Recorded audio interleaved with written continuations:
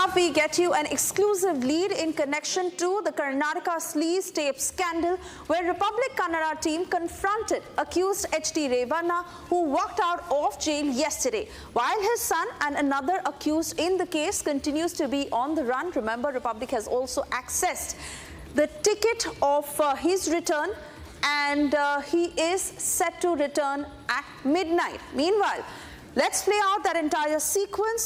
Republic confronting H.D. Revanna.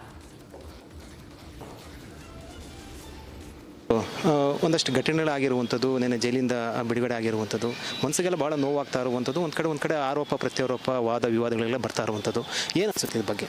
ನಾನು ಈಗ ನ್ಯಾಯಾಲಯಕ್ಕೆ ನನಗೆ ಅತಿ ಗೌರವ ಇದೆ. ನ್ಯಾಯಾಲಯಕ್ಕೆ ನಾನು ಗೌರವ ಕೊಡ್ತೀನಿ ಸರ್. ನಾನು ಯಾವುದೇ 40 ವರ್ಷದ ಜೀವನದಲ್ಲಿ ಏನು ನಾನು ತಪ್ಪು ಮಾಡಿಲ್ಲ ಸರ್. ಏನೇ ಇದ್ದರೂ ನ್ಯಾಯಾಲಯ ಏನು ತೀರ್ಪು ಕೊಡುತ್ತೆ ಅದಕ್ಕೆ ನಾನಿದ್ದೀನಿ. ನ್ಯಾಯಾಲಯದಲ್ಲಿ ಕೇಸ್ ನಡೀತಾ ಇದೆ.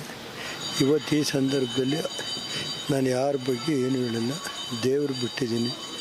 ನ್ಯಾಯಾಲಯ ಇವತ್ತು ನನಗೆ ಗೌರವ ಇದೆ, ಅದ್ರ ಬಗ್ಗೆ ಇಷ್ಟು ಹೇಳ್ತೀನಿ ಹೊರತು ಇನ್ನೇನು ಹೇಳಿಲ್ಲ ಸರ್. ಕಿಡ್ನ್ಯಾಪ್ ಪ್ರಕರಣ ಅಂತ ಬಂತು, ಅದಾದಂಥ ನ್ಯಾಯಾಲಯದಲ್ಲಿ ಕೂಡ ಅದನ್ನು ಇದು ಮಾಡೋಕ್ಕಾಗಲಿಲ್ಲ. ನಿಮ್ಮ ಅಂದರೆ ಜಾಮೀನು ಕೊಟ್ಟರು ಕಿಡ್ನ್ಯಾಪ್ ಅಂತ. ಅಂದರೆ ಇದು ಆರೋಪಕ್ಕೆ ಏನು ಅಂದರೆ ಜನತೆಗೆ ಏನು ಸಂದೇಶ ಕೊಡ್ತಾರೆ? ಅದ್ರ ಬಗ್ಗೆ ನಾನು ಇವತ್ತೇನು ಹೇಳೋಕ್ಕಲ್ಲ. ನಾನು ರಾಜ್ಯದ ಜನತೆಗೆ ಮತ್ತು ನಮ್ಮ ಜಿಲ್ಲೆ ಜನತೆ ಯಾವುದೇ ಥರ ಪಟಾಕಿ ಮೆರವಣಿಗೆ ಏನೂ ಮಾಡಬೇಡಿ.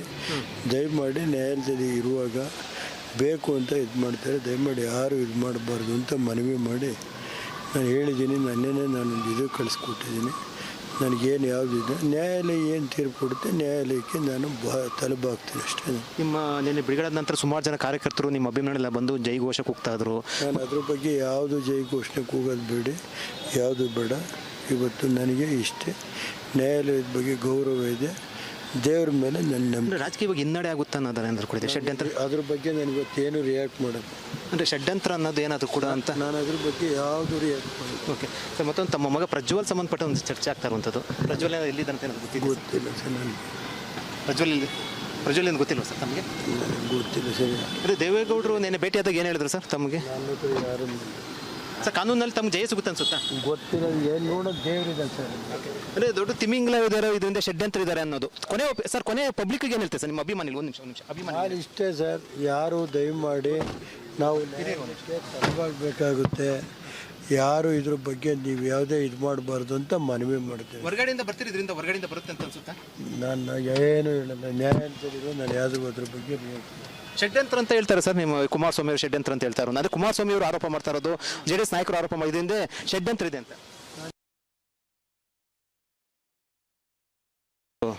ಒಂದಷ್ಟು ಘಟನೆಗಳಾಗಿರುವಂಥದ್ದು, ನೆನೆ ಜೈಲಿಂದ ಬಿಡುಗಡೆ ಆಗಿರುವಂಥದ್ದು, ಮನಸ್ಸಿಗೆಲ್ಲ ಭಾಳ ನೋವಾಗ್ತಾ ಇರುವಂಥದ್ದು, ಒಂದು ಕಡೆ ಆರೋಪ ಪ್ರತ್ಯಾರೋಪ ವಾದ ವಿವಾದಗಳೆಲ್ಲ ಬರ್ತಾ ಇರುವಂಥದ್ದು. ಏನು ಅನಿಸುತ್ತೆ ಇದ್ರ ಬಗ್ಗೆ?